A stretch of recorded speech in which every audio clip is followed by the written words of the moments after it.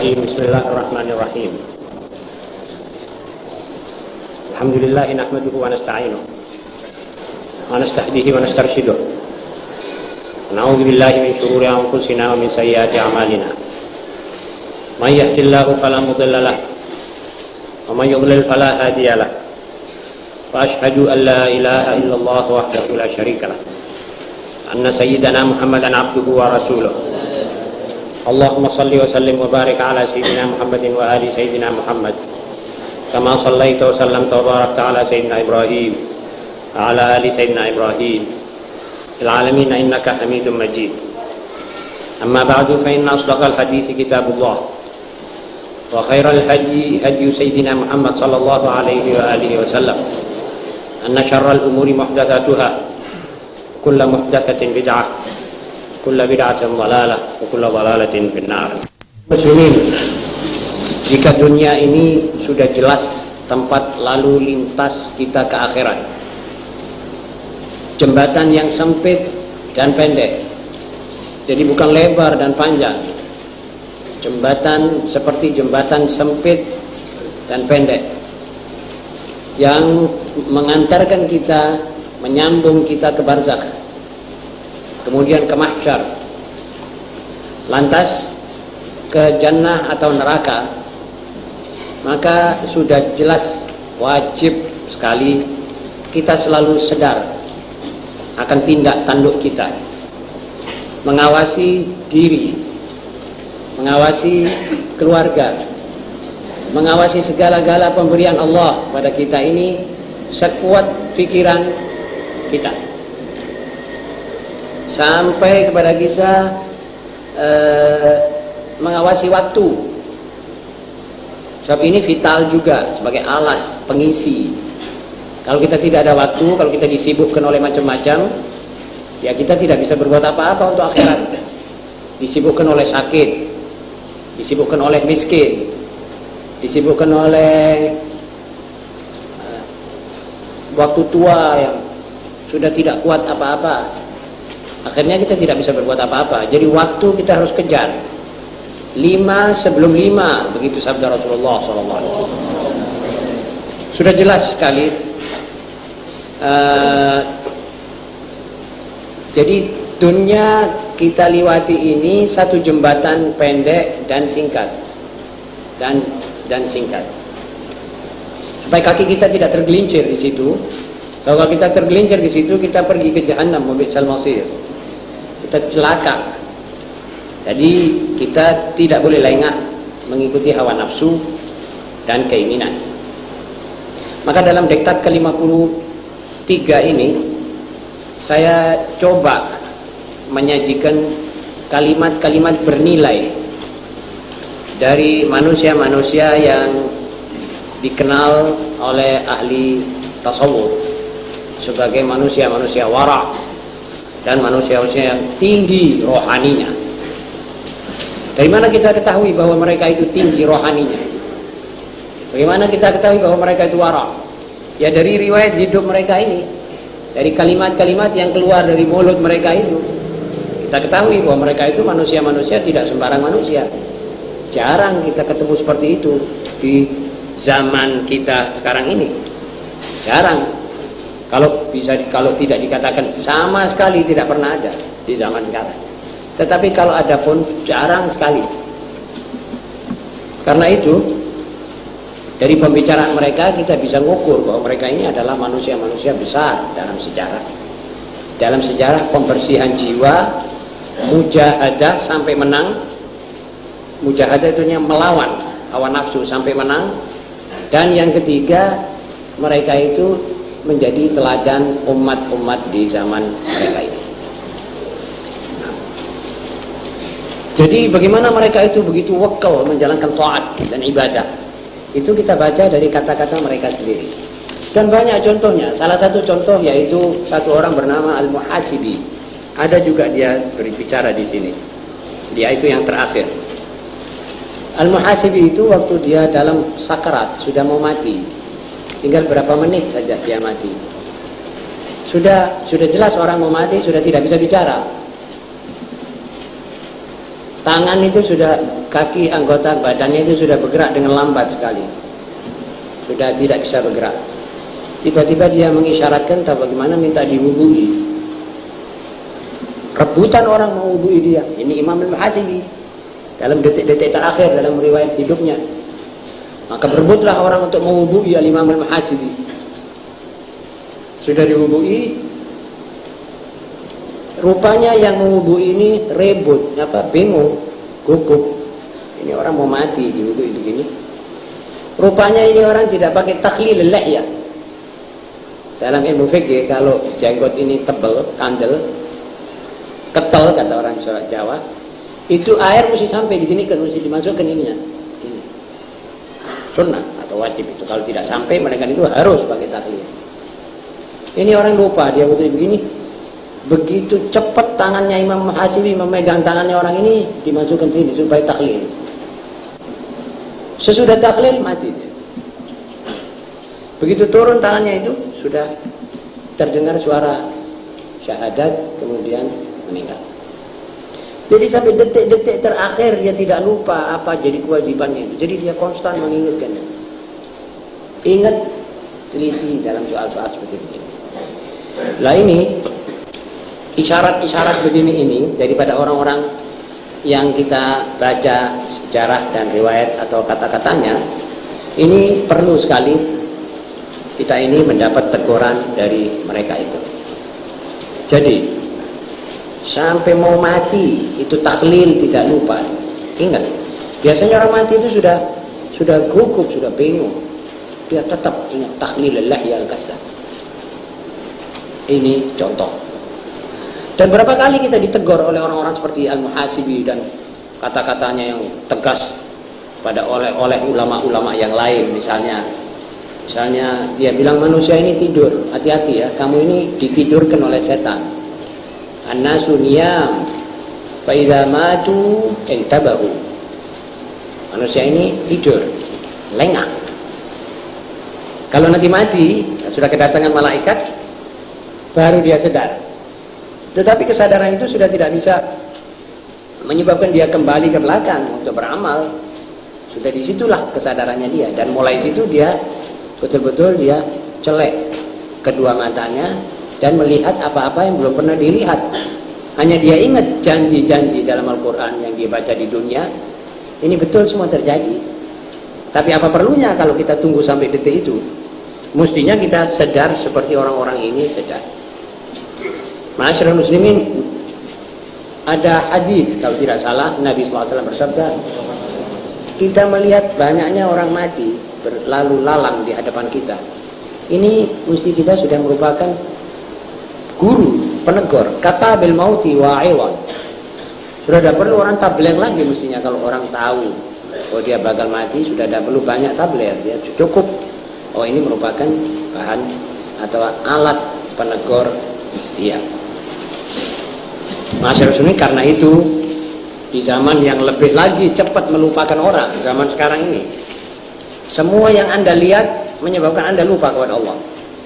Kalau Anda tidak betul-betul menggunakan pikiran dan rasio selalu, semuanya, sampai sebagian besar daripada orang-orang ulama juga tidak nututi, kejar-kejarannya dengan dunia ini tidak nututi, kalah.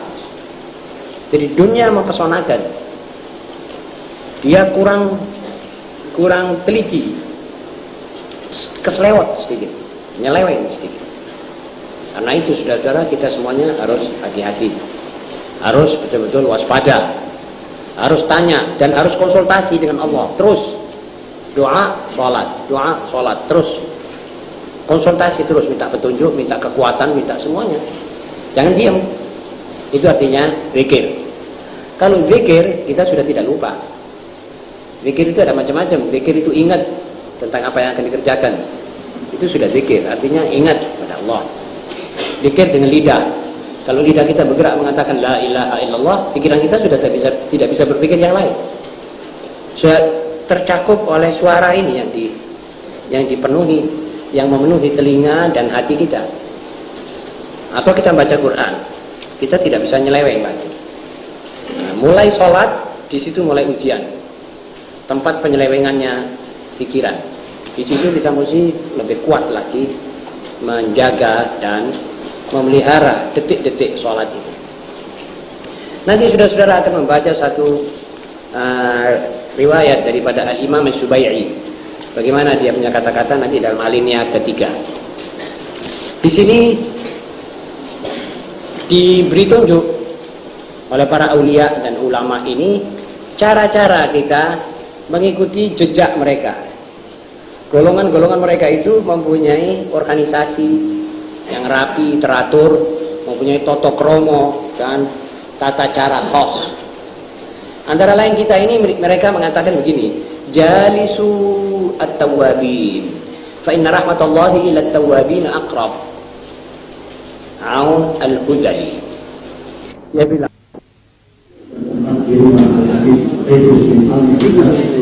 untuk berbagi beribadah. Sekali lagi bahwa pengajian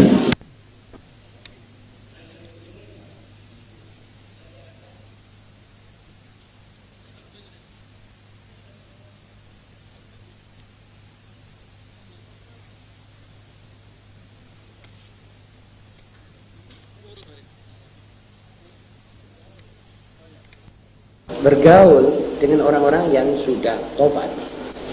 Jadi orang yang sudah tobat itu artinya dia masih masa periode kesadaran. Orang yang sadar biasanya mendapat pengampunan Allah dan rahmat Allah dekat kepada mereka itu. Gaulilah orang-orang itu. Jadi orang melakukan maksiat jangan didekati. Dia sekarang tengah mabuk setan. Jadi dia utaknya diubek oleh setan. Jangan didekati. Nanti kamu kecipratan radioaktifnya atau radiasinya si setan ini. Kemudian orang ini dengan takdir Allah taubat karena mendapat hidayah, dekati orang ini. Sebab orang yang sedang atau baru habis taubat, ini hatinya dia lega. Perasaannya sudah tidak terkacaukan oleh macam-macam emosinya orang membuat maksiat. Siapa orang yang membuat maksiat itu kalau orangnya mukmin, hatinya itu berdebar, mau ngambil haknya orang, redek ya. Mau membunuh orang, redek. Mau berzina juga. Tapi kalau orang sudah tidak ada stromnya sama sekali, sudah seperti tembok begini, lain lagi itu. Kemungkinan tobat sedikit. Jadi dalam soal ini, orang yang sudah tobat, artinya dia sudah kapok, itu kita mesti dekati. Ini kita mesti kecipratan rahmatnya Allah daripada orang ini. Jelas sudah cara. Jadi kalau manusia ini dibagi tiga, manusia yang tidak pernah melakukan maksiat, maksiat besar-besar. Kalau maksiat kecil saya kira tidak ada orang selamat daripadanya. Maksiat besar-besar. Ini sudah jelas orang aulia, kumpulilah dia. Minta doanya atau belajarlah daripada dia bagaimana Anda ini bisa kuat begini. Itu baik. Kemudian ke manusia kedua yang sedang melakukan maksiat. Jangan didekati. Kalau kata ahli fikih, mendekati mereka itu haram. Loh, kok haram bagaimana? Sebab Anda wajib tegur. Kalau saudara pergi masuk rumahnya orang bertamu, terus saudara lihat orang-orang yang di dalam rumah itu main judi, bagaimana sikap saudara? Tetap tinggal di situ? Haram. Jadi wajib tegur bahwa kamu orang melakukan haram dan harus kamu berhenti. Kalau saudara kuat, ambil itu meja judi dan macoknya atau domnanya, robek-robekan, lemparkan dari jendela.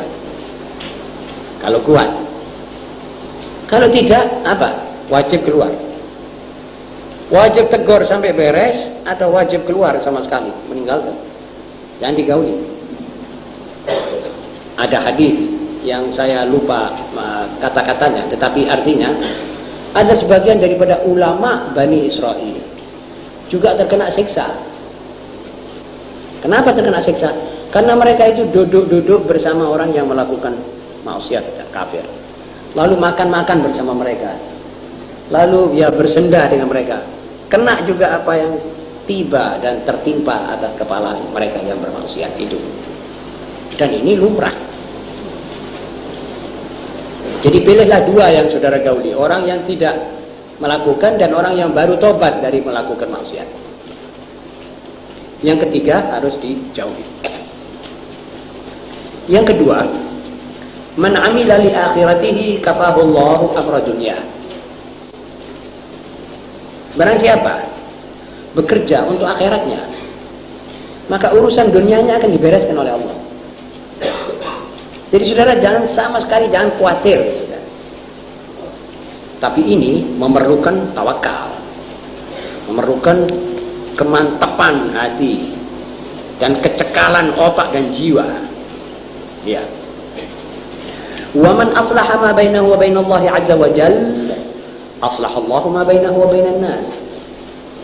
Barang siapa memperbaiki hubungannya dengan Allah, maka Allah akan memperbaiki hubungannya dengan manusia, atau memperbaiki hubungan manusia dengan dia. Dan barang siapa memperbagus batinnya, maka Allah akan memperindah lahirnya. Ini tiga patokan ini dipakai oleh Abu Ishaq. Abu Ishaq berkata manusia ini harus diatur melalui tiga.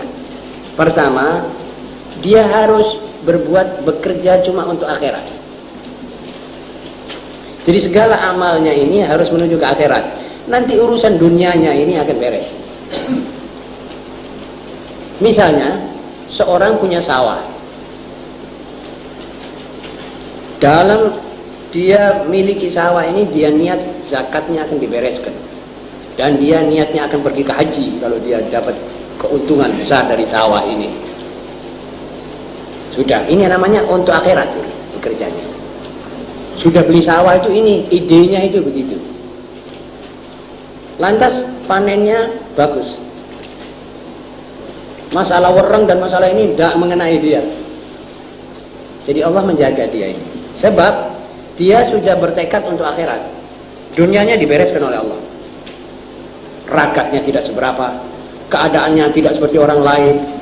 Orang lain diserbu wereng, dia tidak. Orang lain kena hama tikus, dia tidak. Apa sebabnya? Ada sebab. Sebabnya yaitu tadi, man amila li akhirati. Hadzal rajul ya'malu li akhirati, fakafahu Allahu amra dunya. Kita sekarang ini bekerja untuk dunia kita, maka Allah meninggalkan kita sama sekali dengan dunia ini. Akhirat tidak dapat. Dunia kacar-kacir. Kenyataan ini dirasakan oleh setiap orang. Jadi dunia kita tidak dapat, akhirat sudah kadung kita buang. Maksudnya kita ini mau meninggalkan akhirat mendapat dunia, dibalik oleh Allah SWT. Dunia tidak karu-karuan dan akhirat juga tidak beres. Wa man aslaha ma bainahu wa bainallahi 'azza wa jalla, aslahallahu ma bainahu wa bainan nas. Kalau orang ini memperbaiki hubungannya dengan Allah, maka Allah Subhanahu wa taala akan memperbaiki hubungan manusia dengan dia. Jadi hubungilah Allah dengan sebaik-baiknya. Jangan sampai ada kekeliruan. Nanti manusia akan berbaik denganmu, akan menjadi baik denganmu, akan semuanya sayang kepadamu. Kamu juga akan sayang kepada umat manusia. Jadi tidak ada sama sekali kemacetan dalam hubunganmu dengan manusia. Kalau kita sudah merasa baik dengan Allah Subhanahu wa taala. Sebaliknya kalau kita tidak baik dengan Allah, artinya kita maksiat, maka manusia juga akan meninggalkan kita. Para aulia ada yang sampai merasa bahwa kalau dia ini ada satu masalah kecil saja yang tidak cocok dengan sunnah Nabi, unta yang dinaik ini tidak mau, larat. Dia baru sadar bahwa ini mungkin karena kesalahan saya. Semua itu di tangan Allah. Allah bisa. Apalagi manusia-manusia yang akan ditegur oleh Allah dengan teguran-teguran yang halus begitu, itu biasanya dieman oleh Allah SWT. Supaya dia kapok. Lihat untamu tidak saya suruh mau di bawah pimpinanmu. Lihat untamu sekarang mau gigit kamu. lihat kudamu larat, lihat kuda yang kamu pakai buat dokar ini masuk ke dirinya di got. Ada sebab-sebab itu. Biasanya kalau orang yang ditegur begitu itu biasanya ada sebab-sebabnya. Wa man aslaha sarirata aslahallahu ala niyata. Antara kita dengan Tuhan di waktu kita berdiri sendiri, berdiam diri sendiri dengan Allah, jangan sampai ada sesuatu kekeliruan. Itu namanya sarira. Dan batin kita juga. Jangan batin kita terhadap Allah kurang baik. Nanti lahir kita juga begitu. Yang ketiga, As-Subai'i berkata, "Zahabatis salatu minni wa dha'uftu. Inni al-yawm aqumu ila as-salah, fama aqra'u illa al-Baqarah wa Ala Imran." Dia bilang ini orang sudah tua. Saya bilang saya sekarang ini sudah banyak ketinggalan merebut shalah itu. Shalah ini sudah tidak kecanda oleh saya. Saya ini sudah tua. Karena saya sudah tua, kan karena tulang-tulang saya sudah rapuh, sudah tidak nyandak seperti dulu. Lalu dia beri keterangan, dia bilang sekarang ini cuma saya sholat memakai surat Al-Baqarah dan Al-Imran saja. Cumanya ini. Al-Baqarah itu rakaat pertama saya baca Baqarah, rakaat kedua saya baca surat Al-Imran. Sebab saya sudah tua, tidak kuat seperti dulu. Allahu Akbar. Kalau tuanya dia baca Al-Baqarah wal Imran 4 juz itu. Percaya saudara, 4 juz, kurang lebih 4 juz. Bagaimana mudahnya? Kita ini kalau ada imam baca subhanallah bihamdi subhanallah subhana rabbiyal a'la subhana rabbiyal a'la 12-13 kali sudah sambat semuanya. Wah, imamnya cek lamanya ini. Apa kita? Saudara percaya apa tidak? Saya di masjid, saya tidak bohong pada saudara. Pada satu waktu jamaah orang hadir, imamnya agak enak gitu, khusyuk salatnya. Tidak seberapa saya kira, ya paling banter dia baca Subhana Rabbiyal Azim itu ya 11-12 kali. Tetapi Subhana Rabbiyal Azim wa bihamdihi Subhana Rabbiyal Azim. Rukuk. Lantas Sami Allahu liman hamidah. Baca itu. Lantas sujud, kira-kira ya gitu, 12-13 kali. Ada salah satu makmum bilang, "Wah, imamnya wau supir rupanya. Tilem artinya tidur. La ilaha illallah, tidur bagaimana ini orang khusyuk ini? Baru 11 kali. Ini dia bilang sudah tua, ini sudah tak kuat, ini Baqarah. Jadi kita sekarang dengan begini, ya mungkin saya dengan saudara juga tidak akan terus baca Baqarah ini malam misalnya dalam sholatul lail, tak mungkin. Kita belum biasa ya. Tetapi setidak-tidaknya kita kan sudah tertegur ini. Nah, mana ini muda-muda ini semua ini? Kenapa kok kita sambat? Kita seger-seger begini. Sambat kalau ada orang sholat agak lama sedikit. Ini dia bilang, "Wah, dhahabatis sholatu minni." Sudah tidak bisa nututi saya seperti dulu. Saya cuma Baqarah sama Al-Imran saja. Ini orang-orang yang dilatih dari kecilnya khusyuk dalam sholat, tidak kesusu. Sebab apa tidak kesusu? Sebab ini justru pekerjaannya. Toko, kantor, markas, sawah ini yang sudah dijamin oleh dia. Itu kan makan, itu kan urusan nafkah. Nafkah sudah dijamin. Wa ma min dabbatin fil ardi illa 'ala Allahi rizquha. Jadi bukan itu tugasnya.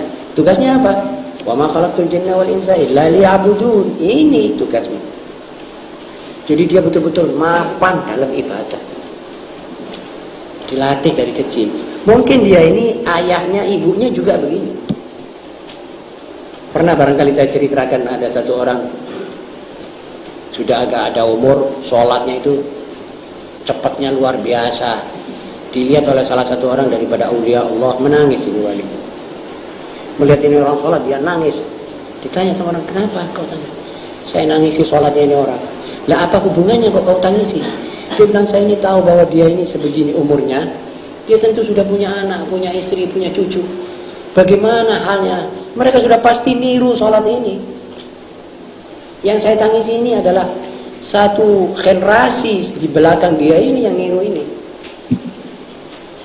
Jadi mereka itu prihatin betul, teliti.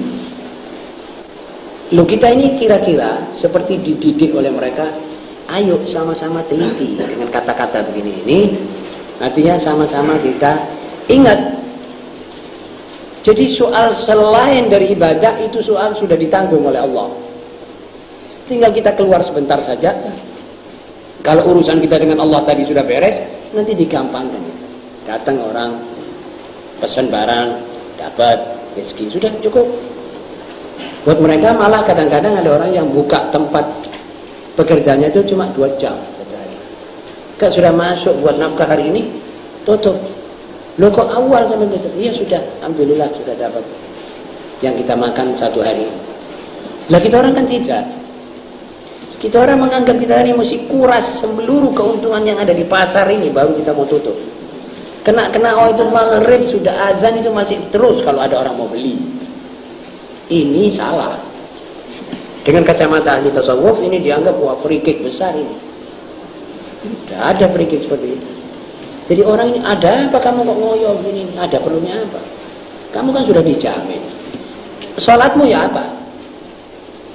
Ibadahmu bagaimana? Oh kacar-kacir, oh, keliru kamu. Ngejar yang sudah dijamin, mengacar-ngacirkan apa yang tidak dijamin yang diserahkan kepadamu. Ini kerjaan kita tiap hari, saudara-saudara. Karena itu kita mesti sedar, setidak-tidaknya sedar saja. Nanti kalau kita sudah sedar, kita lantas ada keinginan untuk berbuat lebih baik dari sekarang. Nah, itu baik, itu maju namanya. Karena itu majelis-majelis kita di Masjid Jarhum ini juga mesti mengatrol kita untuk naik, maju. Jadi kita tidak terus seperti sekarang ini. Saudara-saudara,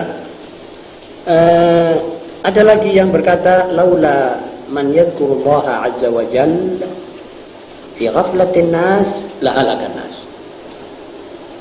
Andai kata tidak ada yang menyebut nama Allah dan mengingatnya di tengah-tengah lupanya umat manusia, maka akan binasalah manusia ini seluruhnya. Jadi kalau seperti kita di Bangil atau di Porong atau di Surabaya atau di Indonesia ini, andai kata tidak ada orang-orang yang menyebut-nyebut nama Allah, yang ingat kepada Allah di saat-saat manusia sudah pada lupa seperti sekarang ini, maka binasa kita, mesti turun balap. Harus kita catat tiap ada malapetaka seperti banjir yang melanda sampai membunuh, atau halilintar yang membelah bumi, atau gempa yang mengocak ini tanah sampai kita masuk semua di dalam tanah ini, ketahuilah itu sebabnya sudah roto, tidak ada orang nyebut nama Allah. Apa sebab? Sebab syarat-syaratnya ini bumi tenang adalah zikrullah, tauhidullah. Dan ini perlu kita camkan bahwa di seluruh dunia ada yang menyebut nama Allah. Karena itu jarang sekali saudara mendapatkan berita bahwa ada satu gempa yang total menghancurkan satu negeri. Jarang. Sebab tidak ada satu negeri kecuali ada nama Allah disebut di situ. Ada suara azan yang terangkat dari tiap ujung menara. Di situ disebut la ilaha illallah. Maka aman. Sekarang bagaimana masyarakat kita yang mendengar itu? Kalau buat saya, saudara-saudara, saya yang mendengar ini kok saya kepingin saya yang menjadi manusia itu yang menyebut nama Allah di tengah-tengah yang lain lupa. Saya kepingin dicatat oleh Allah, sayalah manusia itu. Dan saudara juga harus mengatakan sayalah kepingin dicatat bahwa saya yang menyebut nama Allah. Barangkali ini orang Bangil semuanya lupa, biar saya. Yang satu bilang biar saya. Jangan masing-masing bilang wis akeh sing. Lah iku apa dan itu. Lah iku pengajian, lah itu terus dia melupakan diri pada Allah, itu keliru. Jadi masing-masing menyebut sendiri-sendiri. Sebab apa? Sebab mungkin yang saudara anggap menyebut itu karena dia riya, karena dia ujub, tidak diterima oleh Allah sebutannya. Yang qurra, karena dia kepingin dapat nomor 1 dalam MTQ yang akan datang, dia qurra seenak-enaknya. Saudara bilang, wah lah sih saya nyebut. Belum tentu. Sebab dia baca bukan karena Allah, karena dia mendapat nanti hadiah untuk MTQ. Misalnya, ini misal saja, ini saya tidak mengatakan begitu artinya sudah pasti, tidak. Satu contoh, Lantas kita tidak usah jagakan orang lain. Kita ini masing-masing harus nazkurullah qiyaman wa qu'udan wa ala junubihim. Jadi kita ini bangun, berdiri, jalan itu termasuk berdiri. Duduk termasuk juga sekarang ini. Dan kalau kita baring, mau tidur atau sudah mau bersiap-siap untuk berbaring tidur, itu kita baca ayatul kursi dan subhanallah subhanallah, lalu mengicir berapa dosa hari ini yang kulakukan. Ya Allah, saya ini hari banyak dosa yang kulakukan, ampunilah. Beres, saudara punya utang dengan Allah. Adakan waktu sebelum Anda tidur setengah jam, beres-beresan dengan Allah dulu. Siapa tahu barangkali Anda mati malam itu. Siapa tahu.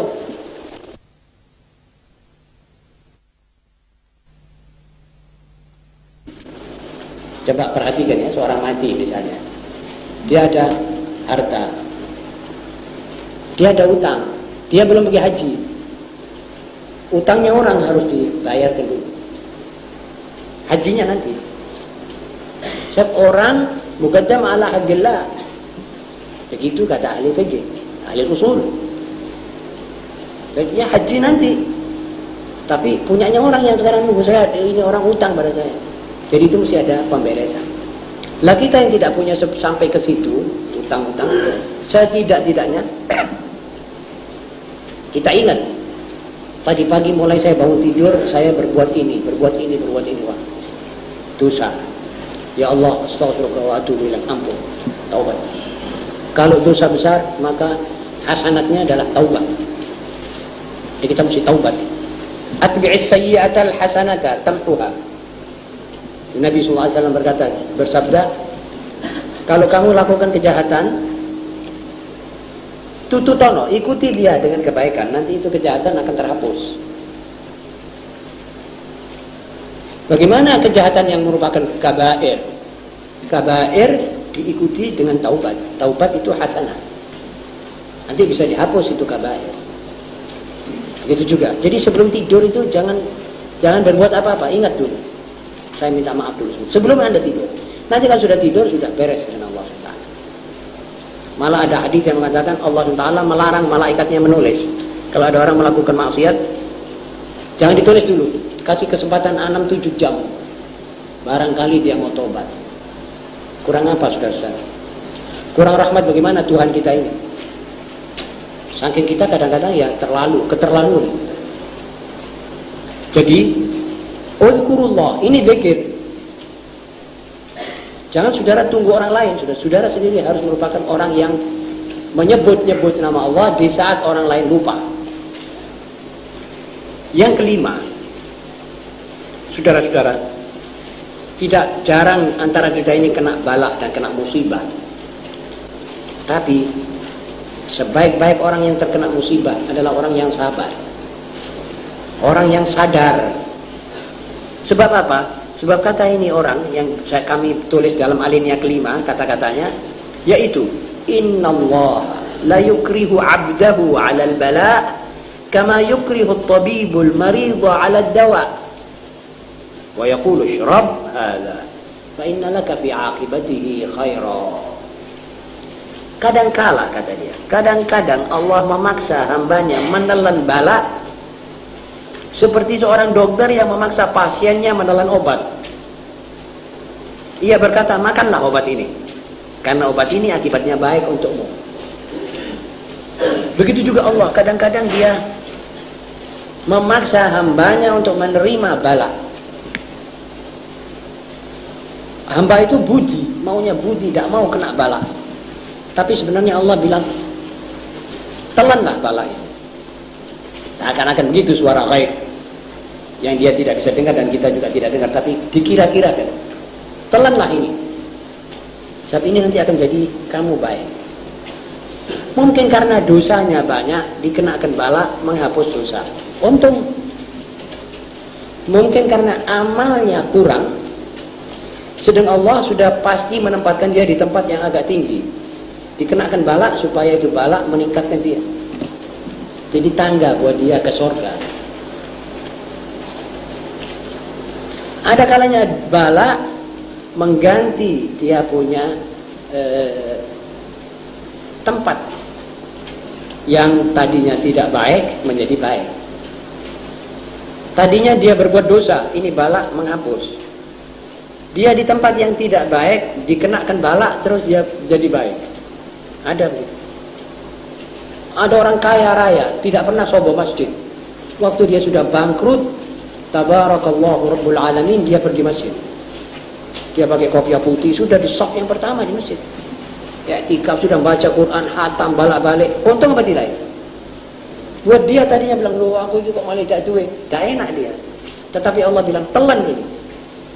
Tidak ini kau tidak nak masjid. Habis, bagaimana kalau itu orang terus lupa? Nah kalau ada orang memang dari awal mulanya sadar, tak pernah kesiram banyu lali, ya syukur sudah, tak kena apa-apa. Tapi jarang orang itu. Makanya kalau diselentik masih atau tobat. Satu orang lupa daratan, melihat anaknya tergilas kereta api, tersuir-suir. Dia lihat itu pandangan anak, dia ngeri. Akibatnya dia jadi orang soleh. Ada juga. Jadi maksud kita apa daripada kata-kata ini? Kita mesti mengambil satu pelajaran dari ini. Kita tidak usah ngersulo dari bala. Bala itu mesti ada baiknya. Untuk kita lebih dulu. Atau kita, kalau kita umpamanya termasuk orang maksiat. Jadi kalau kita kena bala ini kita mesti noleh di belakang. Wah iya sejarahmu peteng muri. Maksiat dong. Lagi bala ya. Sudah pas. Atau kita di tengah-tengah maksiat atau tengah lupa, kena bala, cukup bagus.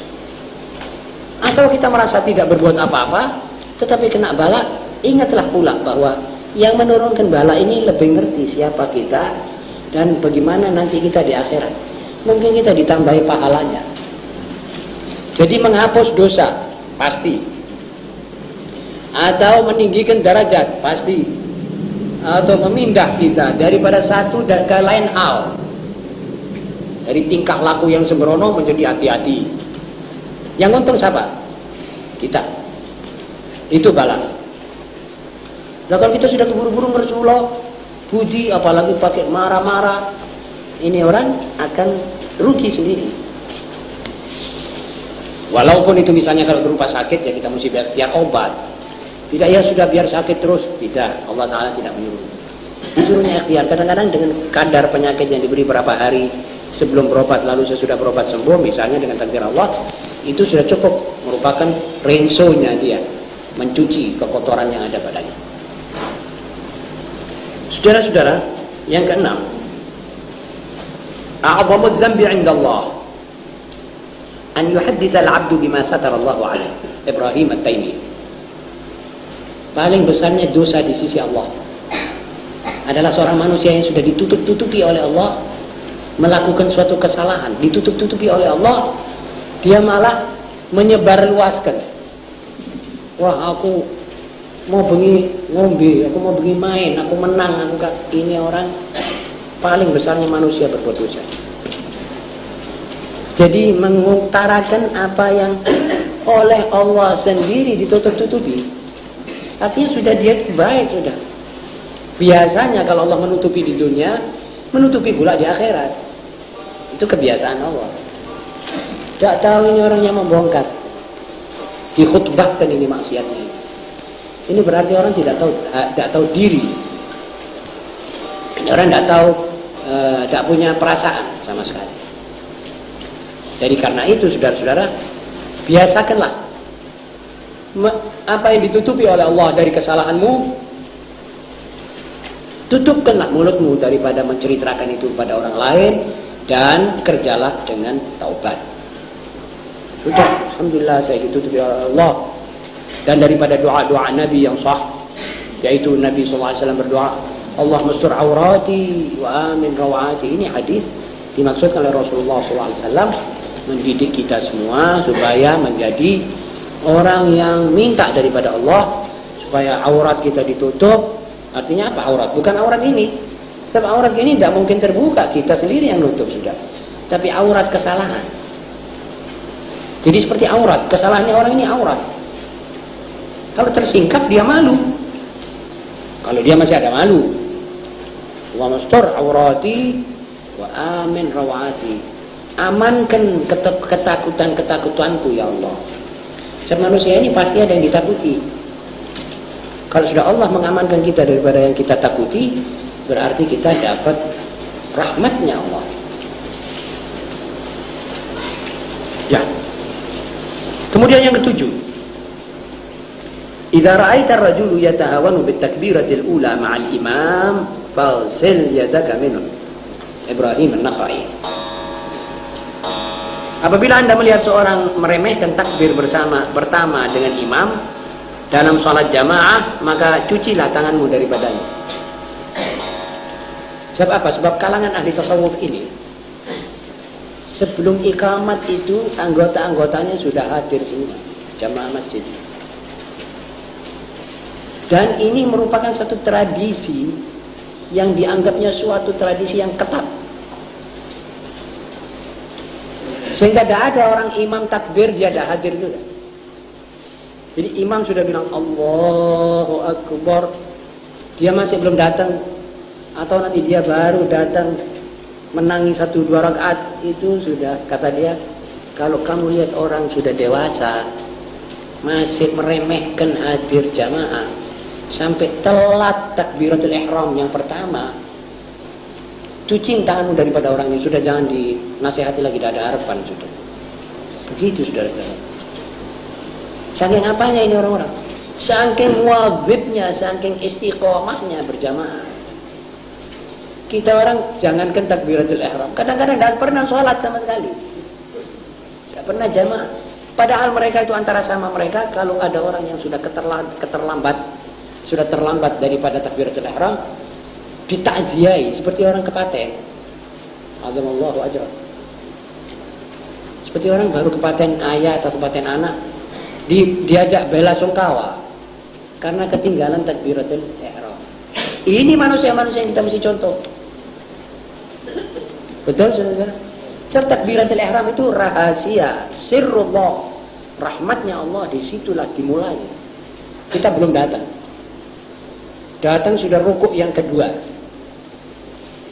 Mereka kalau belum Allahu Akbar, Allah qamat sudah di situ, sudah di tempat. Jangan tanya sampai ada qamat. Lah kita sekarang sudah di iqamati masih belum hadir. Jauh beda antara kita dengan mereka. Lalu apa akibatnya? Akibatnya ya keadaan kita dengan keadaan mereka jauh juga beda. Jauh dalam segala-galanya. Dan generasi kita akan turut. Kalau ayahnya tidak pernah jamaah, apalagi hadir takbir. Jamaah tidak pernah, lah anak-anaknya bagaimana? Cucunya bagaimana? Itu juga mempunyai pengaruh pada anak-anak. Karena itu orang-orang dahulu itu mengajak anak-anaknya sebelum takbir, sebelum iqamat sudah mengatur shafnya sendiri. Jadi tidak ada satu orang pun yang terlambat, kecuali orang yang betul-betul ada udzur, dan itu jarang sekali.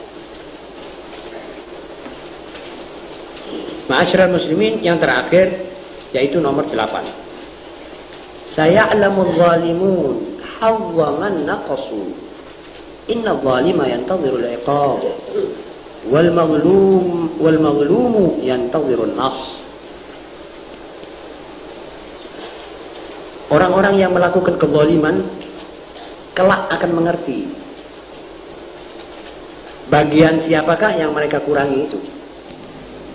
Misalnya orang korupsi, mencuri, dia menyangka bahwa punyanya ini saya curi, saya ambil, saya kurangi punyamu. Sebetulnya saya kurangi, saya punya bagian nanti di akhirat. Jadi saya ini ngelong, saya punya bagian di akhirat. Kalau ada darajat, ada tingkat, saya punya tingkat, saya buang karena saya mencuri, kesusu mengambil di dunia ini. Jadi kalau orang zalim itu mengurangi haknya dia, tidak mengurangi hak orang lain. Hak orang lain dapat. Yang dicuri duitnya, akan diterima di akhirat. Lebih enak dia dapat cek di akhirat juga, travel check di akhirat. Lebih enteng buat dia kalau dia sabar. Tapi yang mengambil di dunia harus mengembalikan di sana. Ini harganya mahal. Saudara-saudara, kemudian beliau berkata, ini Al-Imam Al-Muhasibi, lupa saya tulis. Al-Muhasibi berkata, inna zalima yantadhirul iqab. Orang yang zalim itu hanya menunggu siksaannya nanti. Cuma itu saja. Kalau dia tidak mengembalikan haknya orang, tidak minta maaf kepada orang yang disalahi, dia cuma menempatkan dirinya di tempat orang yang menunggu siksa. Cok. Wal maghlum yantadhirun nas. Orang yang teraniaya selamanya cuma menunggu kemenangannya dia nanti di akhirat. Kalau tidak di dunia tidak. Kalau zalimnya Syah Iran misalnya menyebabkan dia sekarang terpelanting jauh, dan orang-orang yang teraniaya sekarang mendapatkan kemenangan. Begitulah tiap nasibnya orang yang zalim. Karena itu saudara-saudara, kita harus menjauhkan diri daripada segala macam kezaliman. Kezaliman itu tidak mesti orang berkuasa, tidak. Orang terhadap istrinya juga bisa jadi zalim. Orang dengan temannya juga bisa jadi zalim. Orang dengan masyarakatnya juga bisa menjadi zalim. Bayangkan bagaimana kalau saudara ngerasani teman sendiri. Zalim apa tidak saudara? Saudara zalimi dia, saudara aniaya nama baiknya. Saudara zalim. Saudara menunggu siksa dan dia menunggu kemenangan. Lantas apa? Lantas saudara harus tahu bahwa saudara ngelongi nasib saudara di akhirat. Ngelongi derajat saudara di akhirat, tapi menambah derajatnya dia di dunia, di akhirat. Jadi saudara yang rugi, kanan rugi, kiri rugi. Orang istri terhadap suaminya bisa zalim. Kalau dia membongkar rahasia suaminya, saya tidak dikasih belanja cukup, ini tidak cukup, anak-anak begitu. Itu berarti dia tidak kuat menahan atau merahasiakan masalah-masalah kekeluargaan. Dia zalim kepada suaminya. Dia harus menunggu. Nah, dia mesti tahu bukan nama baik suaminya yang dikurangi, tetapi nama baiknya di akhirat akan dikurangi sendiri. Dan begitulah seterusnya. Karena itu pokok kita mesti hati-hati saudara-saudara. Dari konklusi-konklusi ini semua kita mesti ambil satu ringkesan makna yang menggugah batin kita untuk lebih lembut dan lebih halus. Perasaan kita lebih sensitif terhadap maksiat. Jangan bermuka tebal terhadap maksiat. Jadi kalau ada orang berbuat maksiat, kita mesti cepat tegur. Kita sendiri sudah insya Allah Ta'ala menjauhkan maksiat. Kalau kita juga kena, harus kita cepat-cepat tobat. Orang yang tobat perlu kita gauli dan kita dekati. Ini maksud daripada semua konklusi ini. Saudara-saudara, mudah-mudahan dengan 8 alinea yang saya turunkan di dalam diktat ke-53 ini, kita sama-sama mendapat rahmat dan taufik untuk mengamalkan ini. Tapi ini semuanya artinya cuma dalam kita punya amal sendiri. Kalau ini tidak kita amalkan, tidak ada artinya. Lebih baik masih tersimpan dalam kitab-kitab ini. Kalau tidak, bagaimana? Betul atau tidak? Lebih baik di kitab saja ini kalau tidak kita amalkan. Saya turunkan di sini, ini maksud saya bahwa saya lebih dulu mengamalkan. Kemudian saudara-saudara juga. Jadi kita bersama-sama mendapat rahmat Allah Subhanahu wa Ta'ala. Dan keluarga kita juga mesti kita anjurkan supaya dia mengamalkan ini semua. Saudara-saudara, sekianlah, barangkali ada visual. Saudara-saudara, saya kira cukup sekian. Mudah-mudahan sama-sama kita ketemu lagi di malam Ahad yang akan datang dengan kalimat-kalimat orang-orang baik seperti ini. Ya Rabbana tarabna bi annana tarabna wa annana asrabna ala rajabna wa alaina tawba tasil li kulli hawba wa sunana al-awrati wa amin ar-rawati واغفر لوالدينا